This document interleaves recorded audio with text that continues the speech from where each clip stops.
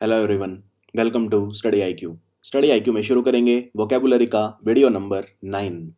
आज हम सीखेंगे ये 10 words: frenzy, intend, tactics, orchestrated, disguise, beguile, assassinate, detainee, fetter और एच।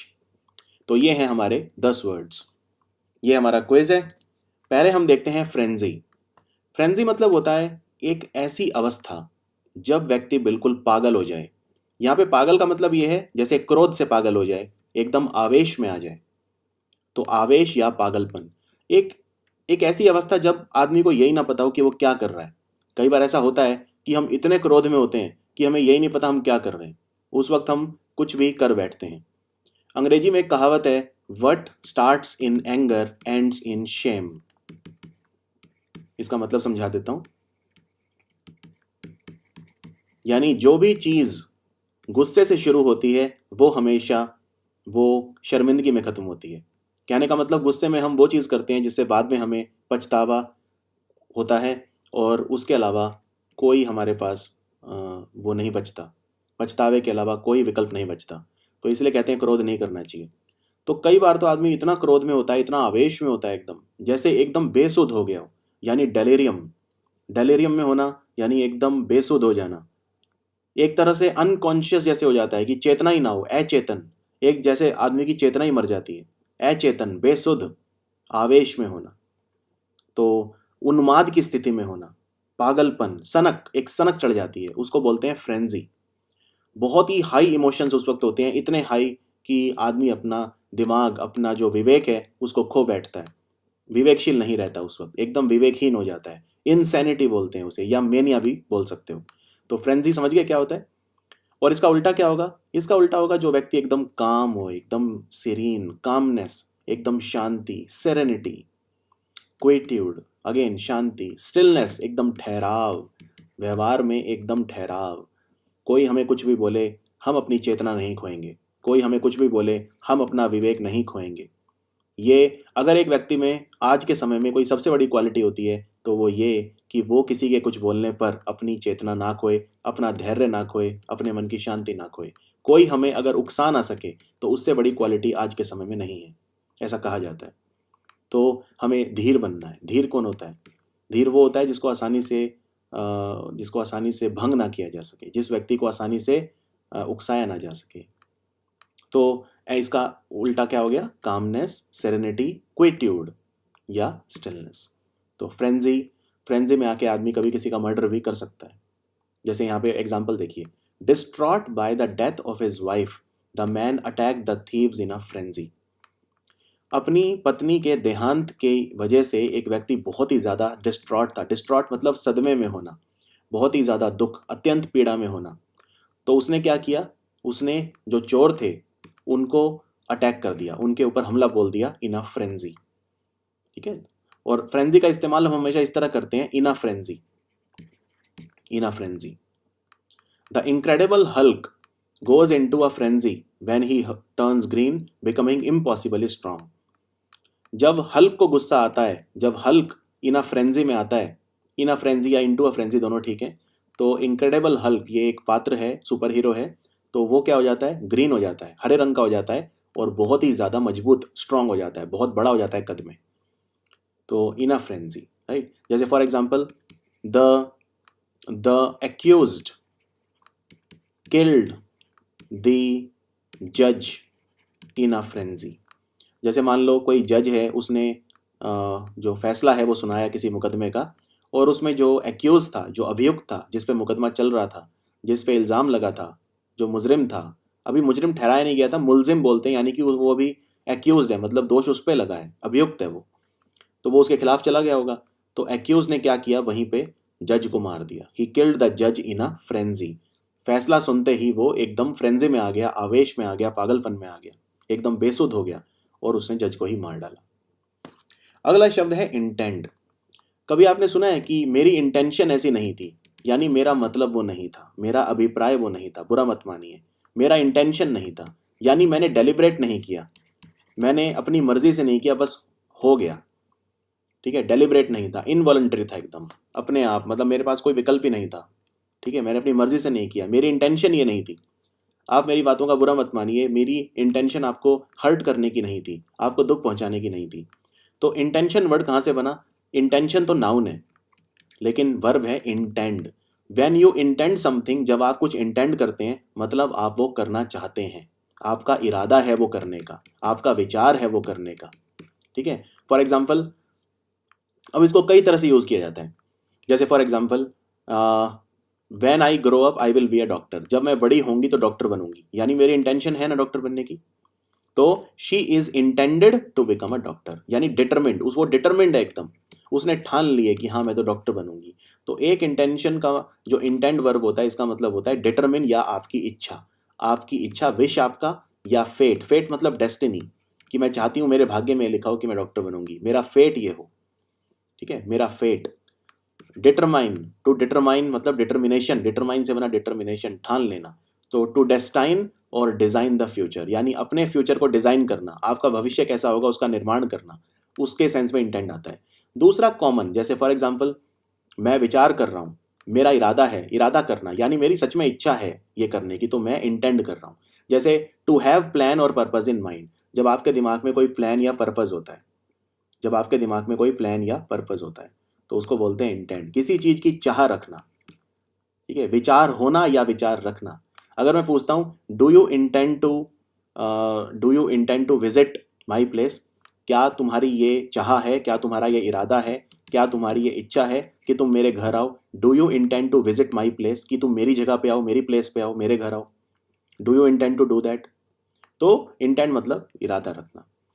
तो एक और इसका मीनिंग होता है, और इसको इस सेंस में भी यूज़ किया जाता है, टू कन्वे समथिंग। जैसे मान लो आपके पास कोई ईमेल आया, अब वो ईमेल क्या इंटेंड करना चाहता है, यानी ईमेल आपको क्या कहना चाहता है, तो ईमेल क्या कन्वे करना चाहता है। कन्वे मतलब क्या संचार करना चाहता है, क्या मैसेज आपको देना चाहता है, उसको बोलते हैं कन्वे। जब संदेश एक जगह से दूसरी जगह पहुंचता है उसको बोलते हैं कन्वे। इम्प्लाई, इम्प्लाई मतलब वो ईमेल किस बात की ओर इशारा कर रहा है, ईमेल क्या डिनोट कर रहा है, ईमेल क्या आपसे कहना चाह रहा है। ठीक है, जैसे यहाँ पे देखिए, I didn't understand his mail, what did that mail intend, मेरे को उसका मेल समझ में नहीं आया, उसका मेल क्या कहना चाहता था, यानी उसने ईमेल में जो लिखा था वो क्या कहना चाह रहा था, क्या कन्वे करना चाह रहा था मेरे पास। She repeated several times but she didn't intend to marry, उसने कई बार ये कहा कि वो शादी नहीं करना चाहती। She didn't intend to marry, उसने कई बार रिपीट की ये चीज़। सेवरल टाइम्स मतलब कई बार, सेवरल मतलब होता है बहुत, टाइम्स मतलब बार, बहुत बार। I fully intend to repay the money that they lent me, मैं जो उन्होंने मुझे पैसा दिया है उधार, लेंड, लेंट बना लैंड से, LEND, लैंड मतलब होता है उधार देना, लैंडिंग करना। तो उसने जो मुझे पैसा दिया है तो वो मैं उसको चुकाना चाहता हूँ, मैं रीपे करना चाहता हूँ। रीपे मतलब वापस देना, क्या? द मनी, पैसा। तो आई फुल्ली इंटेंड मतलब मेरा पूरा इरादा है, मैं इंटेंड करता हूँ या मेरा प्लान है ये।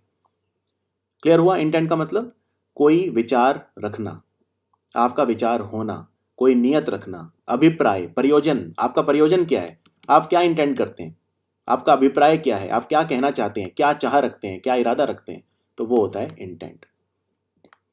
उसके बाद अगला शब्द है टैक्टिक्स, बहुत ही खूबसूरत शब्द है टैक्टिक्स। कई बार आप ये शब्द सुनेंगे कूटनीति, और कई बार आप ये वर्ड सुनेंगे रणनीति। हाँ, आम भाषा में तो इनका मतलब एक ही होता है, कोई बड़ी इनमें डिफरेंस नहीं है, कूटनीति या रणनीति।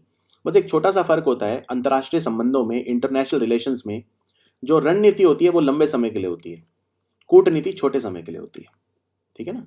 कूटनीति, जैसे मान लो भारत पे अगर किसी आतंकवादी संगठन ने हमला किया तो हमें कूटनीति बनानी होगी कि तुरंत हम शॉर्ट टर्म, थोड़े समय में ही क्या करेंगे। मान लो अगले अगले 1 महीने में हमारी क्या कूटनीति होगी, लेकिन अगले 5 साल उस संगठन के प्रति हमारी क्या रणनीति होगी। तो रणनीति लंबे समय के लिए होती है, रणनीति को बोलते हैं स्ट्रेटेजी, रणनीति को बोलते हैं स्ट्रेटेजी, और कूटनीति को बोलते हैं टैक्टिक्स। लेकिन आम भाषा में रणनीति कूटनीति एक ही बात है। ठीक है, तो आप यहाँ इंग्लिश पढ़ रहे हैं तो आपके लिए एक ही बात है। तो टैक्टिक्स मतलब होता है रणनीति बनाना, दांव पेच, दांव पेच। ठीक है, टैक्टिक्स, कार्यनीति कई बार इस सेंस में भी यूज होता है, जैसे युद्ध कौशल, युद्ध की नीति बनाना, युद्ध कौशल, या व्यूह कौशल, जैसे चक्रव्यूह बनता है ना, तो व्यूह कौशल।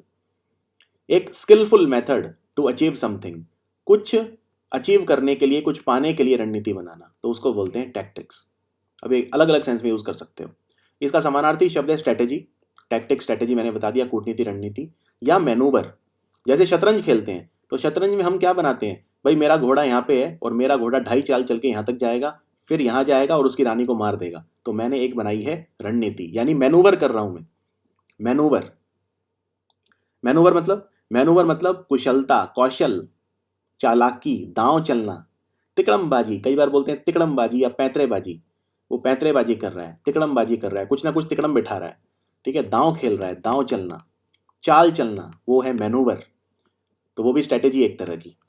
इसका उल्टा क्या होगा, उल्टा जो बिल्कुल रणनीति ना बना पाए, अबुद्धिशाली, अबुद्धिमानी करे, यानी कि ब्लंडर। ब्लंडर मतलब बहुत बड़ी गलती, बहुत बड़ी गलती, उसको बोलते हैं ब्लंडर, बहुत बड़ी गलती।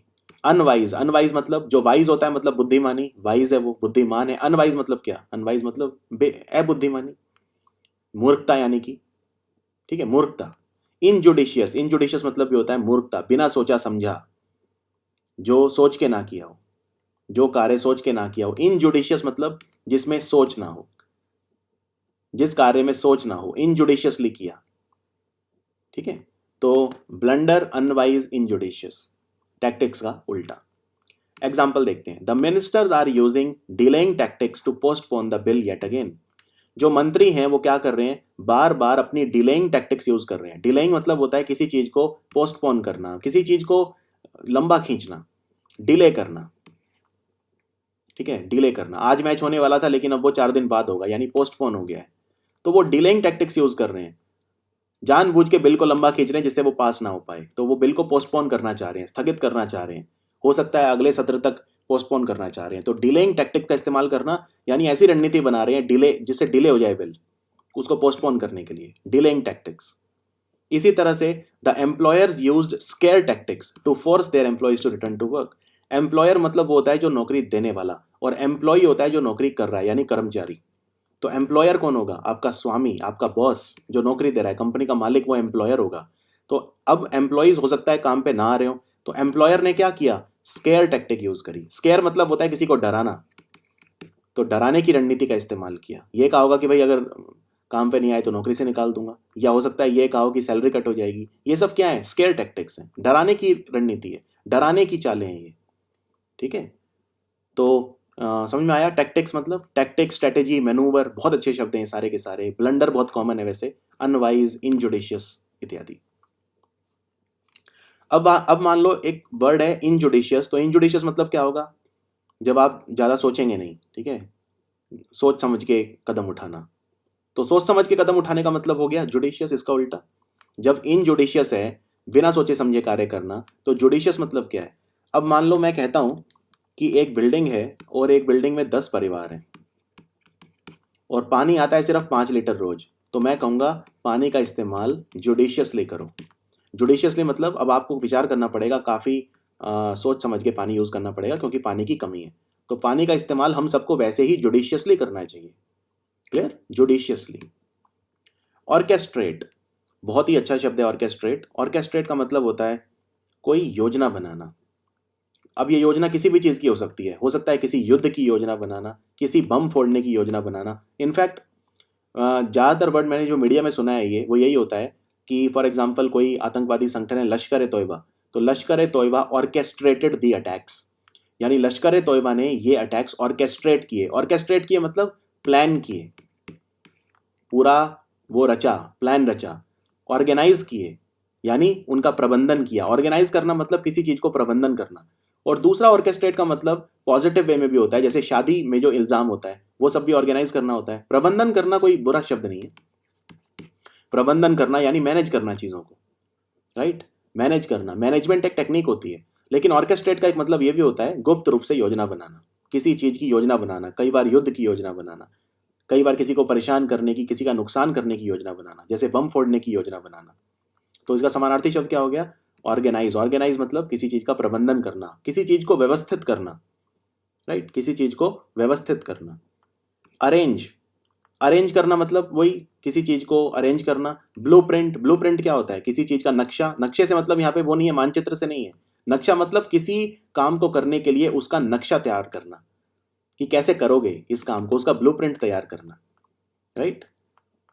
फॉर्मुलेट, फॉर्मुलेट भी वही है कि कुछ प्लान बनाना, फॉर्मुलेट करना प्लान, स्ट्रेटेजाइज करना, रणनीति बनाना, मास्टरमाइंड करना उस चीज को। अब मास्टरमाइंड नाउन भी होता है, मैं बोलता हूँ he is the mastermind behind the attack, वो जो अटैक हुए, जो टेररिस्ट अटैक हुए, उनके पीछे मास्टरमाइंड कौन था, तो उस सेंस में नाउन के तौर पे यूज हो रहा है। लेकिन अगर मैं कहता हूँ ही मास्टरमाइंडेड द अटैक, मतलब उसने अटैक्स को मास्टरमाइंड किया, तो ये नाउन और वर्ब दोनों की तरह यूज हो सकता है मास्टरमाइंड। टू इंजीनियर समथिंग, किसी चीज को अगर आप इंजीनियर करते हैं, मतलब एक प्लान बनाते हैं उसको करने के लिए, ठीक है। For example, he engineered a move to a different club, वो किसी फुटबॉल क्लब के लिए खेलता था पर उसका मन था दूसरे फुटबॉल क्लब में खेलने का, तो उसने क्या किया, ही इंजीनियर्ड अ मूव, यानी उसने एक ऐसा प्लान बनाया जिससे वो दूसरे क्लब के लिए खेल सके, कि वो दूसरे क्लब में शिफ्ट हो सके। He engineered a move to the different football club. तो जब हम कोई चीज इंजीनियर करते हैं, मतलब हम उसका प्लान बनाते हैं उसको पाने के लिए। और इसका उल्टा क्या होगा, उल्टा होता है डिरेंज।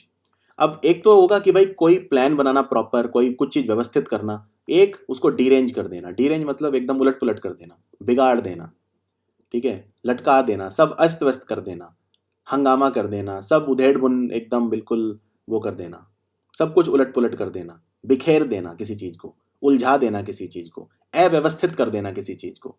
डिसअरे, डिसअरे, डिरेंज और डिसहेवल तीनों का मतलब एक ही है, ठीक है ना। अव्यवस्थित कर देना, उलट पुलट, क्रम भंग कर देना, ठीक है, किसी चीज को क्रम भंग कर देना, उलट पुलट, उधेड़ बुन एकदम, व्यू भंग एकदम। तो ऑर्केस्ट्रेट तो होता है किसी चीज का प्रबंधन करना, किसी चीज का प्लान बनाना, योजना बनाना, लेकिन उसका उल्टा होगा किसी चीज को अव्यवस्थित कर देना। Example, it is still unclear who was responsible for orchestrating the attack, अभी तक ये पता नहीं चल पाया है, अभी तक अनक्लियर है। अनक्लियर मतलब जो क्लियर नहीं है, जो सामने नहीं है, अभी तक सामने नहीं आ पाया है। अभी तक मतलब स्टिल, अभी तक ये सामने नहीं आ पाया है कि जो अटैक हुए थे उनके लिए कौन जिम्मेदार था। हु वॉज रेस्पॉन्सिबल मतलब कौन जिम्मेदार था, रेस्पॉन्सिबल मतलब जिम्मेदार, ठीक है, जिम्मेवार कौन था उसके लिए। To take the responsibility away from the bride and the groom, the event planner was hired to orchestrate the wedding, जो वर और वधु हैं उनसे प्रबंधन की रेस्पॉन्सिबिलिटी दूर ले ली गई, क्योंकि ब्राइड और ग्रूम, वर और वधु और बहुत कामों में बिजी रहते हैं। तो जो प्रबंधन का कार्य था वो किसको दिया गया, इवेंट प्लानर। इवेंट प्लानर होता है जो शादी को ऑर्गेनाइज करता है। आजकल इवेंट प्लानिंग बहुत बड़ा बिजनेस है, ठीक है ना। जैसे विराट कोहली की शादी हुई थी अभी इटली में, उसने जाके करी, तो उसके लिए उन्होंने एक इवेंट प्लानर हायर किया था जिसने सारी प्लानिंग करी कि भाई कैसे शादी होगी, यानी पूरी शादी को ऑर्केस्ट्रेट किया, उसकी योजना बनाई, तो सारा काम एक योजनाबद्ध तरीके से हो गया। नेक्स्ट है डिस्गाइज। डिस्गाइज मतलब होता है कोई दूसरा रूप धारण करना, भेष बदलना।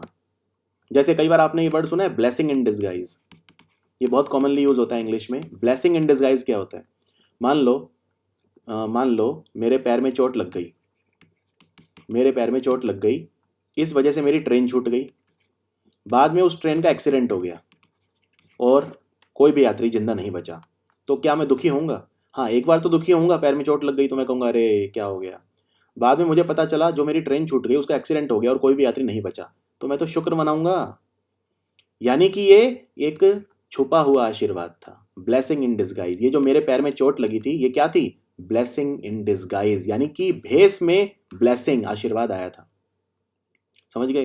तो ब्लेसिंग इन डिस्गाइज मतलब कई बार हम किसी चीज को कुछ वो समझ लेते हैं हमारे लिए खराब है पर वो अच्छी निकलती है, तो वो छुपा हुआ आशीर्वाद था, ब्लेसिंग। ये जो पैर में चोट लगना भी आशीर्वाद था।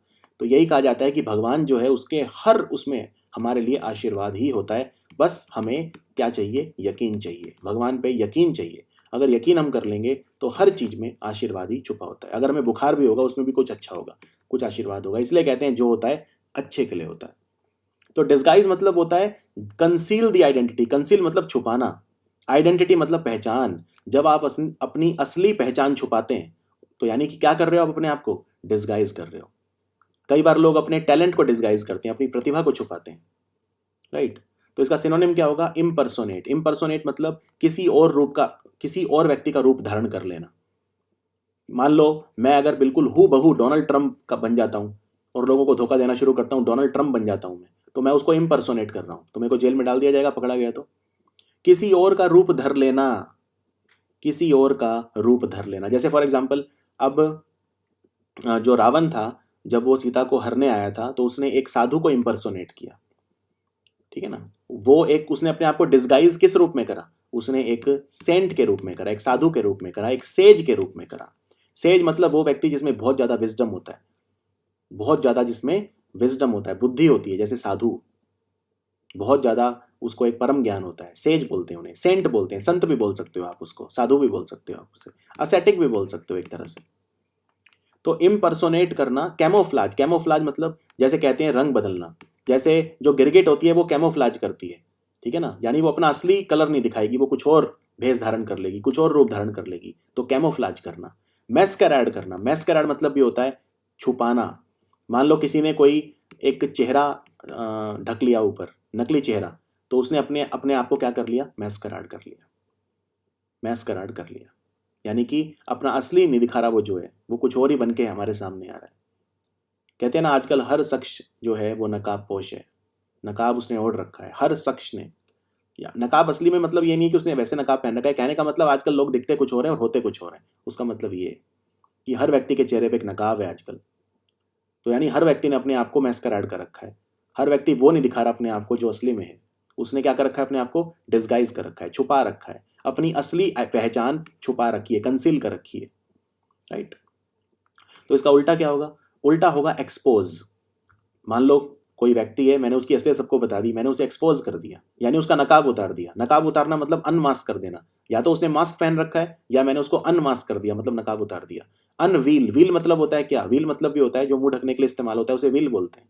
तो अनवील कर देना, राइट। कई बार अनवील उस सेंस में भी यूज होगा, भाई मैच जीतने के लिए जो उनका प्लान था वो उन्होंने पहले ही अनवील कर दिया, मतलब सबको बता दिया, सबको बता देना, कुछ छुपाना नहीं, बता देना, डिस्क्लोज कर देना, यानी सार्वजनिक कर देना किसी चीज को। कोई क्लासिफाइड इंफॉर्मेशन होगी, क्लासिफाइड मतलब गुप्त, गुप्त, तो उसे डीक्लासिफाई कर देना। डीक्लासिफाई करना मतलब सबको बता देना, सार्वजनिक कर देना, पब्लिक कर देना, डिस्क्लोज कर देना, सबको बता देना, राइट। तो डिस्गाइज मतलब छुपाना, भेष बदलना, रूप धारण करना, और इसका उल्टा हो गया एक्सपोज, डिस्क्लोज, अनवील या अनमास्क। तो एक बार जब सीता जी लक्ष्मण रेखा के बाहर आ गई तो फिर रावण ने क्या कर दिया, अपने आप को डिस्क्लोज कर दिया कि भाई मैं असली में कौन हूं, मैं तो रावण हूं। उसने अपने आप को डिस्क्लोज कर दिया, अपने आप को अनवील कर दिया, right. Example, she tried to disguise herself with a wig and glasses but I could tell it was her. उसने बहुत कोशिश की, उसने कोशिश की, शी ट्राइड किस चीज की, टू डिस्गाइज हरसेल्फ, अपने आप को छुपाने की। कैसे, with a wig and glasses, उसने एक विग लगाया हुआ था, विग मतलब होता है नकली बाल, नकली बालों का गुच्छा, उसे विग बोलते हैं, और ग्लासेस यानी चश्मे लगाए हुए थे। लेकिन मैंने फिर भी बता दिया, but I could tell it was her, लेकिन मैंने फिर भी बता दिया कि वो वही है, मैं पहचान गया कि वो वही है। उसने कोशिश तो की अपने आप को छुपाने की, अपने आप को डिस्गाइज करने की। The supposed beggar was in real a police officer in disguise. जो बैगर, बैगर मतलब भिखारी, तो जो भिखारी, सपोजेड बैगर मतलब जो भिखारी प्रतीत होता था, सपोजेडली वो बैगर था, वो असली में क्या था, इन रियल क्या था, एक पुलिस ऑफिसर इन डिस्गाइज, वो एक पुलिस वाला था, पुलिस वाला था छुपे हुए भेष में, यानी कि disguise, police officer in disguise. Next है बिगाइल। बिगाइल मतलब क्या होता है, देखो बिगाइल से पहले यह समझो कि गाइल मतलब क्या होता है।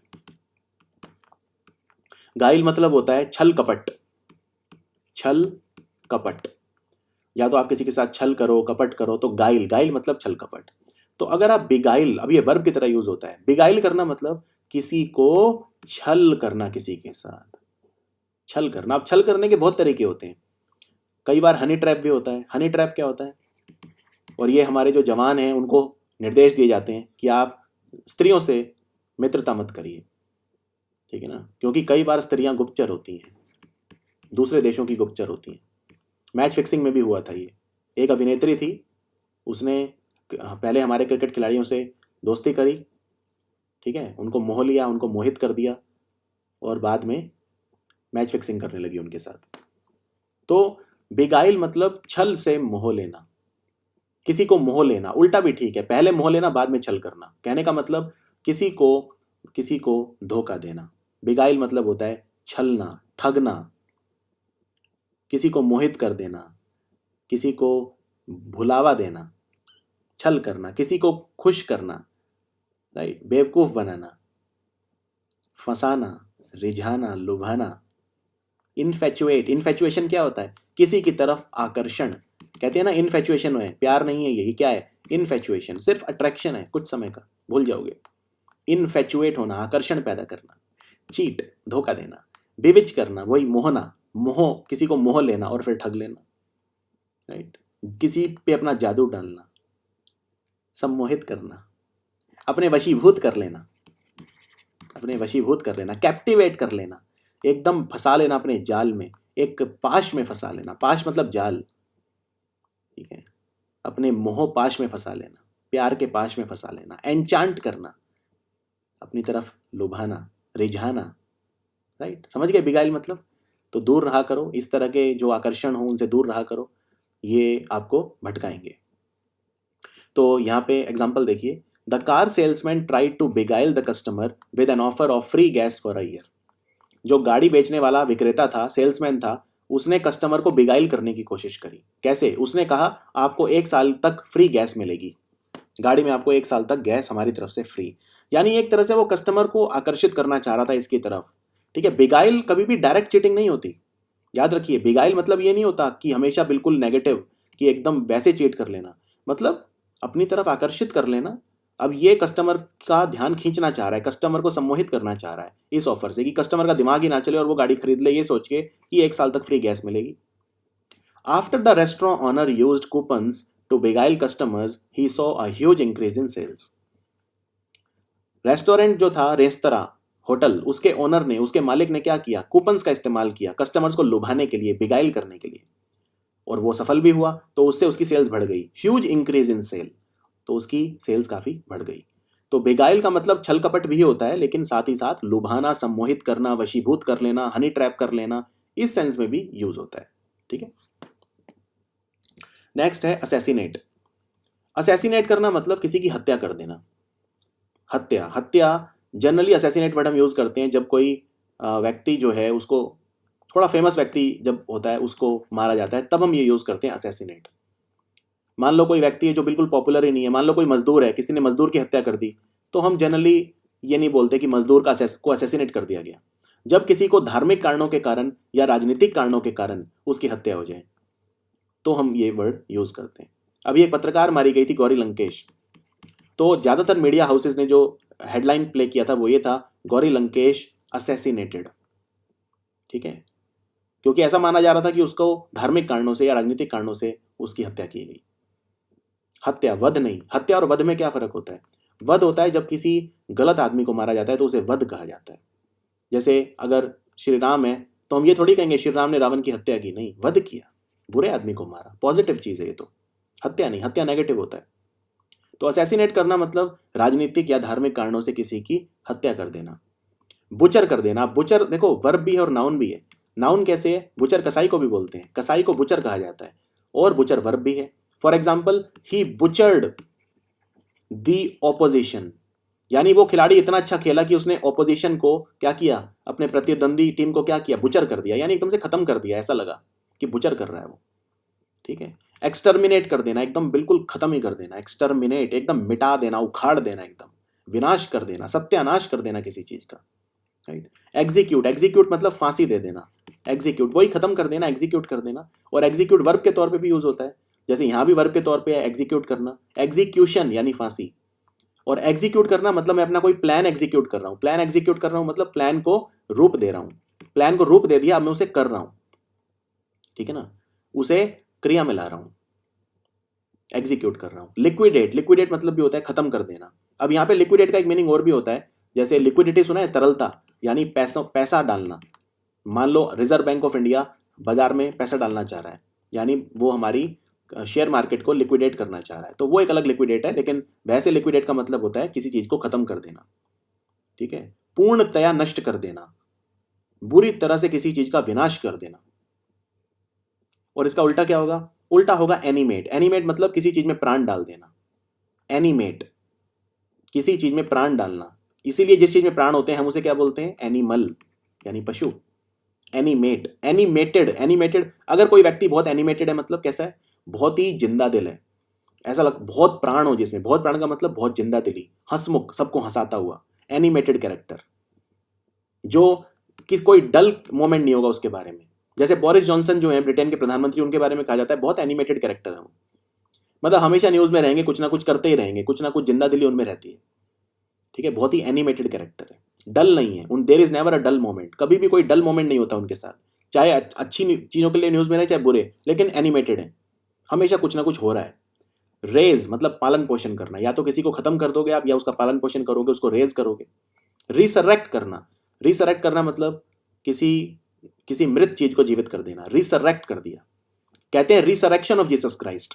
जीसस क्राइस्ट को उस पे टांग दिया था, उस पे क्रॉस पे टांग दिया था, लेकिन बाद में वो क्या हो गए, रिसरेक्ट हो गए, वो पुनर्जीवित हो गए। रिससिटेट, रिससिटेट मतलब अगेन किसी चीज को जीवित करना या किसी चीज में प्राण डालना। जैसे डॉक्टर, डॉक्टर क्या करने की कोशिश करता है, पेशेंट को रिवाइव। एक पेशेंट था अचेतन, अचेतन मतलब अनकॉन्शियस, बेहोश, डॉक्टर ने क्या किया, उसको रिवाइव कर दिया, यानी उसको दोबारा होश में ले आए, रिससिटेट कर दिया। कार्डियोपल्मोनरी रिससिटेशन, सीपीआर करते हैं, कई बार आपने देखा होगा, कई व्यक्ति जो होते हैं वो क्या करते हैं, छाती पे हाथ रख के मुंह से हवा देते हैं छाती पे वो प्रेस करते हैं, तो वो क्या कर रहे हैं, सीपीआर मतलब कार्डियोपल्मोनरी रिससिटेशन, फेफड़ों को और कार्डियो मतलब हार्ट को जीवित करने की कोशिश कर रहे हैं। सीपीआर सीखना चाहिए, उससे आप किसी की जान बचा सकते हो इमरजेंसी में, आपात में, right. Example, the secret service smelled out a plot to assassinate the PM. जो हमारी सीक्रेट सर्विस थी, सीक्रेट सर्विस जैसे मान लो रॉ, ये भी सीक्रेट सर्विस है रॉ। तो सीक्रेट सर्विस ने क्या किया, जो प्रधानमंत्री थी या थे, उनको असैसिनेट करना, उनको उनकी हत्या का जो प्लॉट था, जो प्लान था, वो स्मेल आउट कर लिया। स्मेल आउट मतलब समझ गए वो, जैसे होता है ना खुशबू आ जाती है उसकी या गंध आ जाती है, तो वो पता चल गया था उन्हें स्मेल आ गई थी उसकी। स्मेल आउट मतलब उनका पता चल गया था कि प्रधानमंत्री की हत्या करने का प्लान बनाया जा रहा है, प्लॉट बनाया जा रहा है, यानी कोई ना कोई उनकी हत्या का प्लान क्या कर रहा है, ऑर्केस्ट्रेट कर रहा है। Indira Gandhi was assassinated in New Delhi by 2 of her own bodyguards. Indira Gandhi को उनके खुद के 2 बॉडीगार्ड्स ने उनकी असैसिनेशन कर दिया, उनकी हत्या कर दी। डिटेनी, डिटेनी मतलब होता है बंदी, कैदी, जिसको डिटेन कर लिया जाता है। डिटेन मतलब किसी की स्वतंत्रता छीनना, डिटेन कर लेना, बंदी बना लेना, इम्यूर कर देना, राइट। इम्यूर याद आया, कैद कर लेना, 4 दीवारियों में उसको प्रिजनर बना देना, प्रिजन में डाल देना, यानी प्रिजनर, कैदी बना लेना। प्रिजन मतलब जेल। तो a person who is kept in prison because of his और हर पॉलिटिकल ओपिनियन। कई बार ऐसा भी होता है कि राजनीतिक कारणों से भी किसी को बंदी बना लिया जाता है, डिटेन कर लिया जाता है, तो इसके सिनोनिम क्या हो गए, कैप्टिव। कैप्टिव मतलब बंदी, कैप्टिव मतलब बंदी, ठीक है। मान लो मैं बोलता हूं कैप्टिवेट, कैप्टिवेट मतलब वशीभूत, वशीभूत। उनका परफॉर्मेंस इतना अच्छा था कि मैं कैप्टिवेटेड था एकदम, मेरी अटेंशन कैप्टिवेट कर ली उन्होंने, मुझे एक तरह से बंदी बना लिया, मेरा ध्यान ही नहीं हटा उनकी तरफ। कैप्टिव, तो कैप्टिव मतलब बंदी। डिफेंडेंट, डिफेंडेंट मतलब अभियुक्त, जिस पे मुकदमा चलता है, जिस पे इल्जाम लगता है कि ये काम तुमने करा, वो है डिफेंडेंट। अब उसे अपने आप को बचाना है, ठीक है, तो या तो वो उस पे मुकदमा सिद्ध हो जाएगा, तब वो बन जाएगा क्रिमिनल। अभी वो क्रिमिनल नहीं है, अभी उसको क्रिमिनल नहीं बोल सकते, अभी तो इल्जाम लगा है, एक्यूज्ड है वो, अभियुक्त है वो, ऑफेंडर है वो, राइट। तो उसको क्या कर लेते हैं, टेम्परेरी जेल में बंद कर देते हैं, कैप्टिव बना लेते हैं, उसे बंदी बना लेते हैं। एक बार क्रिमिनल हो गए तो परमानेंट बंदी रहेगा, लेकिन अभी भी उसको जेल में डालना जरूरी है, खुला नहीं छोड़ सकते। एंटोनिम उल्टा, इंडिपेंडेंट, जो स्वतंत्र है, इंडिपेंडेंट है एकदम, फ्री स्पिरिटेड, जो चाहे वो करो, जहां जो अपने मर्जी का मालिक, जहां जाना है वहां जाओ, फ्री स्पिरिटेड, एकदम स्वतंत्र, विचारों से स्वतंत्रता बहुत जरूरी है। लिबरेटेड, अगेन लिबरेटेड मतलब लिबरेशन, लिबरेशन मतलब इंडिपेंडेंस यानी कि फ्रीडम, तो जो लिबरेटेड है, जो स्वतंत्र है, लिबरेटेड है। एक बड़ा अच्छा शब्द और है यहाँ पे, विंडिकेटेड। विंडिकेटेड, विंडिकेटेड मतलब अब किसी पे इल्जाम लगा, यानी वो एक्यूज बन गया, डिफेंडेंट बन गया। अब मान लो जज ने पाया कि उस पे इल्जाम सारे बेकार थे, तो जज उसको क्या करेगा, जज उसको उसके सारे इल्जाम से मुक्त कर देगा।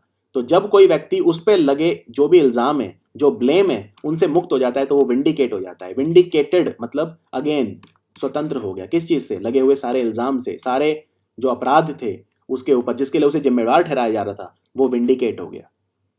तो कहते हैं माई स्टैंड इज विंडिकेटेड, मतलब जो मैं बोल रहा था वो सिद्ध हो गया, मैं विंडिकेट हो गया। जरूरी नहीं अपराधी के लिए यूज होता है।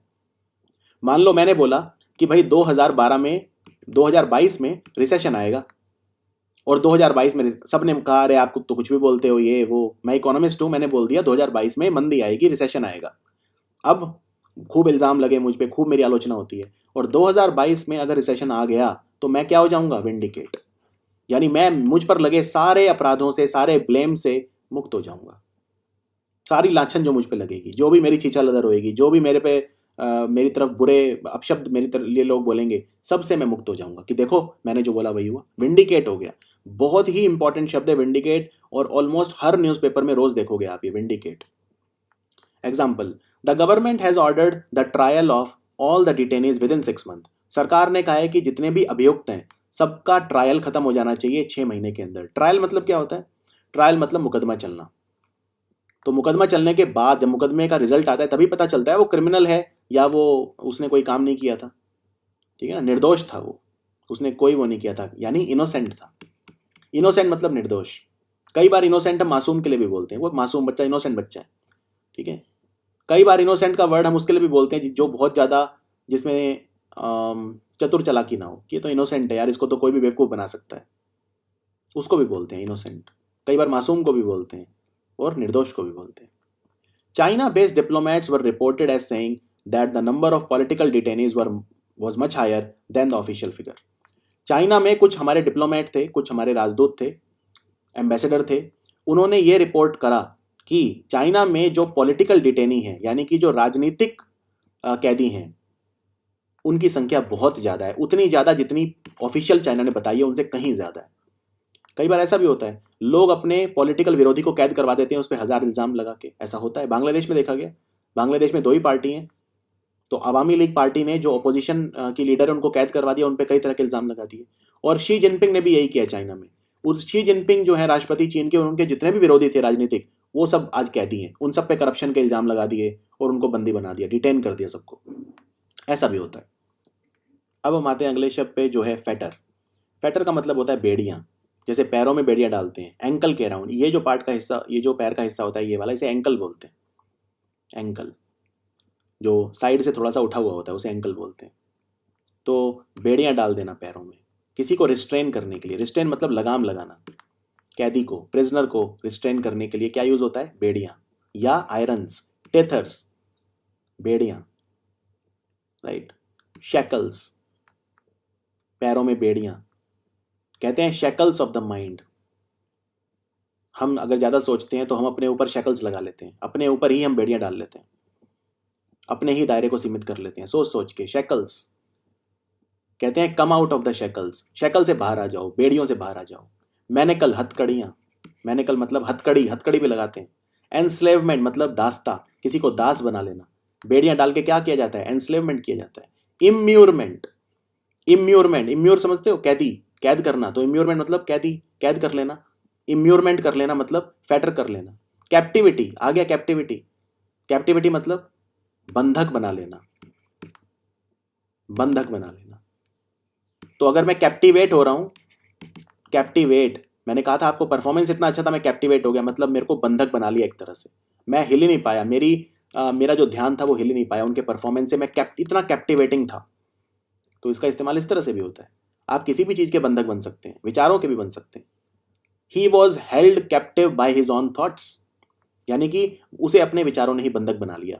He was held captive, he was held captive by his on thoughts, अपने ही विचारों से वो बंधक बन गया।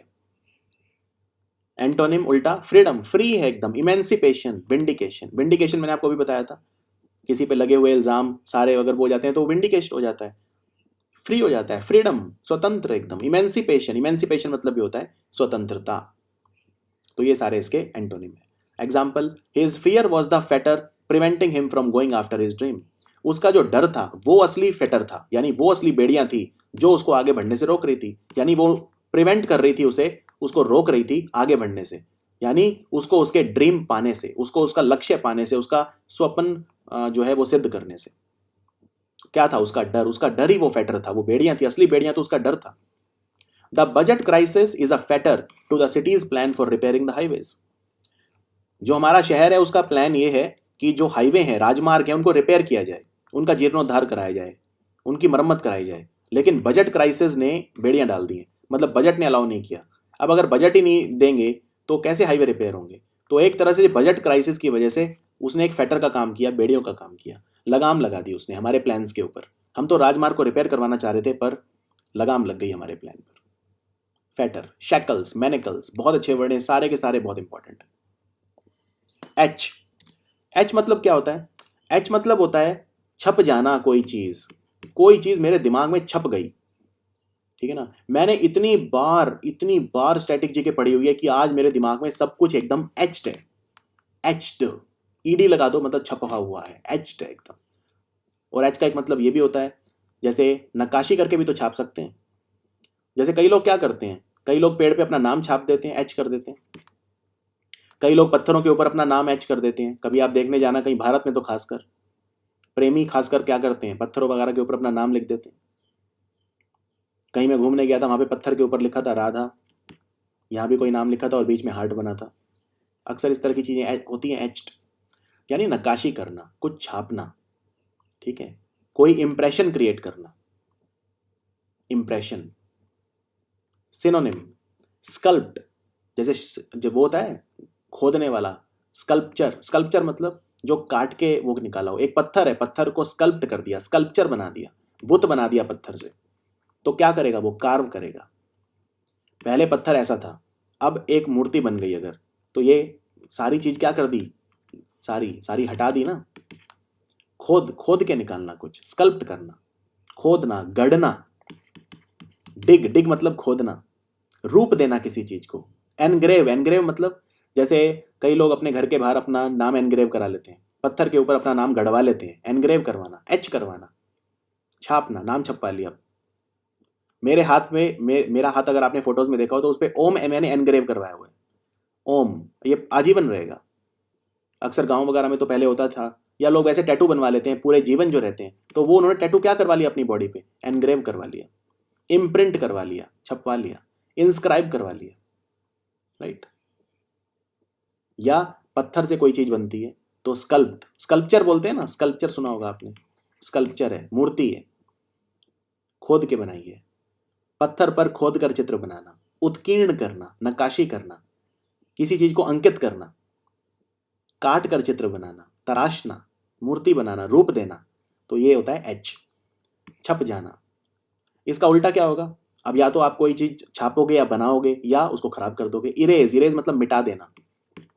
मिटाने वाले रबड़ को क्या बोलते हैं? इरेजर, जो मिटा देता है। ओब्लिटरेट कर देना, ओब्लिटरेट करना भी होता है मिटा देना। पोंछ देना, मैंने तो मिट्टी में चीजें एच करी और उसने आके सारा मिट्टी वो क्या कर दिया? ओब्लिटरेट कर दिया, पोंछ दिया।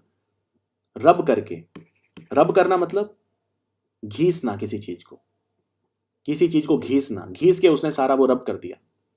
अब किसी ने पत्थर पे ये बनाया तो मैं एक और पत्थर लाके इसको अगर घीस दूं अच्छे से तो ये सारा मिट जाएगा, एकदम खराब हो जाएगा, वाइप आउट हो जाएगा। वाइप आउट होना मतलब मिट जाना। एफेस कर देना, एफेस कर देना मतलब ये होता है उसको मिटा देना, खराब कर देना, विरूपित कर देना। किसी ने उसको रूप दिया लेकिन किसी ने उसको विरूपित कर दिया। विरूपित मतलब उसको खराब कर दिया, उसका रूप बिगाड़ दिया। एक्सपंज कर देना, एक्सपंज द रिमार्क्स। कोई सांसद, वो था हमारा सांसद था कोई लोकसभा में, उसने कुछ गंदा बोल दिया संसद में, तो स्पीकर ने क्या कहा? लोकसभा सभापति ने क्या कहा? मैं आपके रिमार्क्स जो हैं, आपकी कमेंट एक्सपंज कर रहा हूं, यानी लिखी नहीं जाएगी।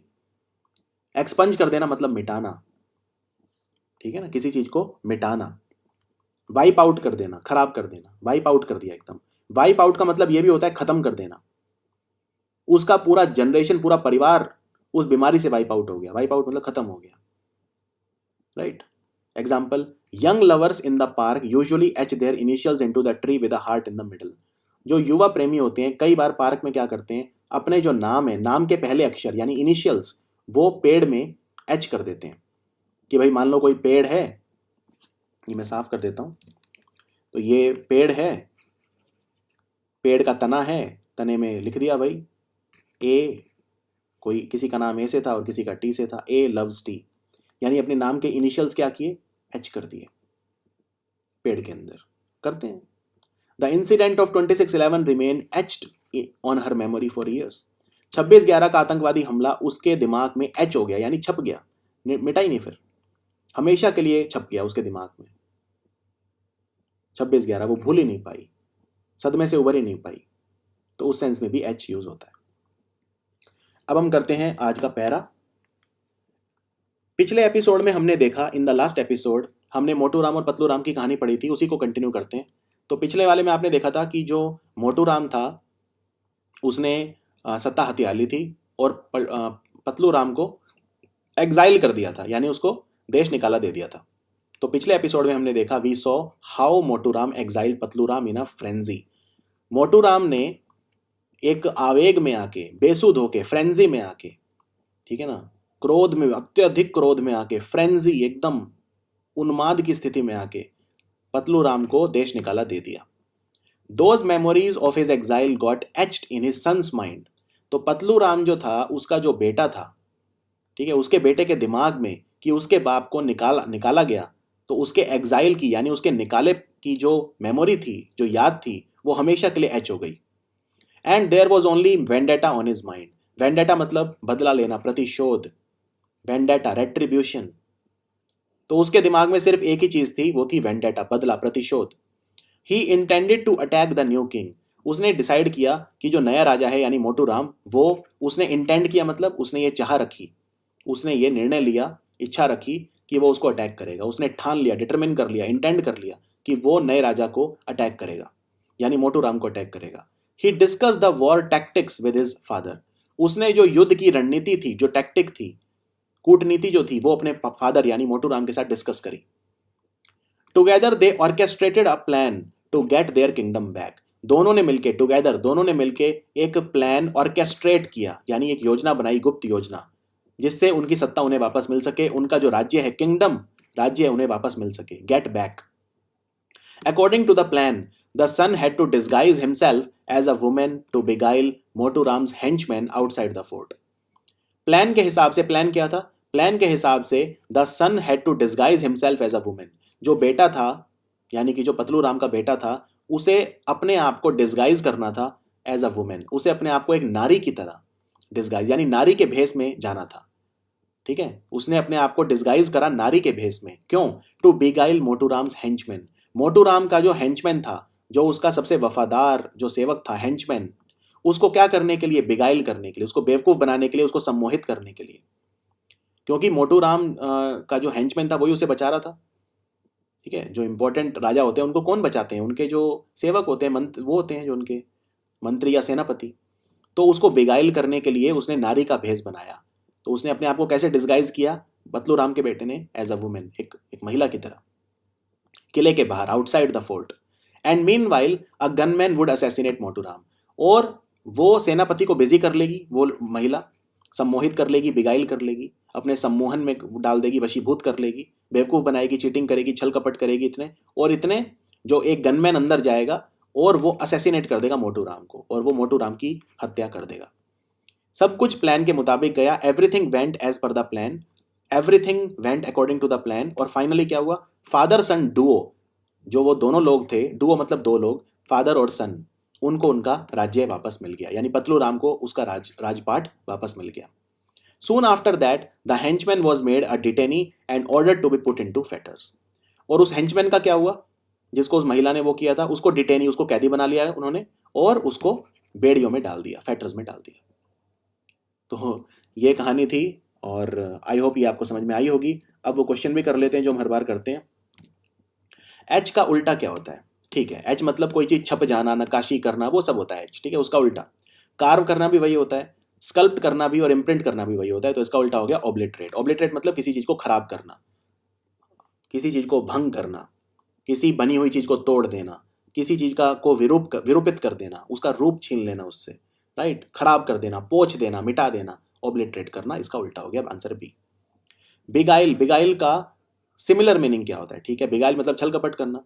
रिपेल, रिपेल मतलब, अब देखो बिगाइल का एक मीनिंग ये भी होता है सम्मोहित करना, यानी किसी को अपनी तरफ आकर्षित करना, किसी को अपनी तरफ खींचना। तो रिपेल तो उल्टा हो गया ना, या तो अट्रैक्ट करोगे या रिपेल करोगे। रिपेल मतलब जो चीज आपसे दूर भागती है उसको दूर भगाना अपने से, रिपेल करना। अनॉय, अनॉय मतलब किसी को परेशान करना। इर्क, इर्क मतलब भी किसी को परेशान करना। तो ये सब चीजें तो आकर्षित करने वाली नहीं है। बेविच, तो आंसर है बेविच। बेविच का सिमिलर हो गया बिगाइल। टैक्टिक्स, टैक्टिक्स का उल्टा बताना है। टैक्टिक्स मतलब रणनीति, कूटनीति, इसका उल्टा स्ट्रैटेजी, स्ट्रैटेजी तो एक ही बात हो गई, मैनूवर भी एक ही बात हो गई, टेक्निक भी। इनजुडिशियसनेस, इनजुडिशियसनेस मतलब जो बिना सोचे समझे जो चीज होती है, इनजुडिशियसनेस। डिटेनी, डिटेनी मतलब कैदी, इसका उल्टा बताना है, ठीक है। उल्टा क्या होगा इसका, या तो कैदी होगा या फ्री होगा, एकदम फ्री स्पिरिटेड, तो आंसर है डी, फ्री स्पिरिटेड। डिफेंडेंट मतलब अभियुक्त, कैप्टिव, इंटरनी, सबका मतलब होता है कैदी। असैसिनेट मतलब हत्या कर देना, इसका सिनोनिम बताना है, ठीक है। रिससिटेट मतलब किसी में को पुनर्जीवित कर देना, किसी को पुनर्वास कर देना, पुनर्जीवित कर देना। लिक्विडेट करना मतलब खत्म कर देना, तो लिक्विडेट हो गया इसका, किसी को खत्म कर देना, लिक्विडेट कर देना। रिसरेक्ट कर देना मतलब किसी को जीवित कर देना, resurrection of Jesus Christ. Animate मतलब किसी में प्राण डाल देना, एनिमेट कर देना, तो आंसर है लिक्विडेट यानी कि बी। तो ये था हमारा वीडियो नंबर 9। मिलते हैं बहुत जल्दी वीडियो नंबर 10 में। वीडियो नंबर 10 जो होगा उसमें मैं वर्ड रूट पे फोकस करूंगा, ठीक है। वर्ड रूट वाला वीडियो होगा video number 10। Thank you for watching study IQ vocab.